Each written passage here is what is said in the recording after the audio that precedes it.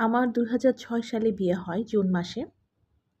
তো তারপর থেকে প্রতি বছরই আমি চেষ্টা করতাম ম্যারেজ ডেটা করার এবং আমার খুব ইচ্ছা হইতো প্রত্যেক ম্যারেজ ডেতেই যেন আমি নতুন করে বউ সাজবো এবং বাসা বাড়ি একেবারে বিয়েবাড়ির মতন সাজাতে হবে।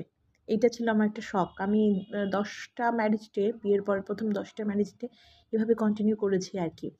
এই ছবিটা হচ্ছে গিয়ে ২০০৭ সালে। তখন আমি স্টুডেন্ট, আমার ফ্রেন্ডরা সবাই এসেছিল। ওরা আমাকে গায়ে হলুদ দেয়। তারপরে আমরা কেক কাটি, রান্নাবান্না করি, খাওয়া-দাওয়া করি। তারপরে আমি একটু সাজুগুজু করে আমার গায়ে হলুদের শাড়িটা পরে একটু ফুল দিয়ে বাসাবাড়ি সাজাই। এই তো এভাবেই আমাদের আসলে সেই সময়কার আমার ফ্রেন্ড সার্কেলের মধ্যে সবসময় ১ম বিয়ে হওয়ায় ওদেরও আমাদের কাছে একটু দাবি ছিল বেশি। ওরা এসে আমার কাছে খাওয়া-দাওয়া করতো, মজা করতো। আমরাও ওদেরকে নিয়ে গান গাইতাম। তারপর বেরি রোডে ঘুরতে গেলাম, মুভি দেখলাম, নাটক দেখলাম। এটা আসলে অন্যরকম একটা সুন্দর সময় ছিল সেই সময়টা। এটা এখন রেয়ার। এটা এখন ব্যস্ততার সময়ে সহজে কাউকে পাওয়া যায় না।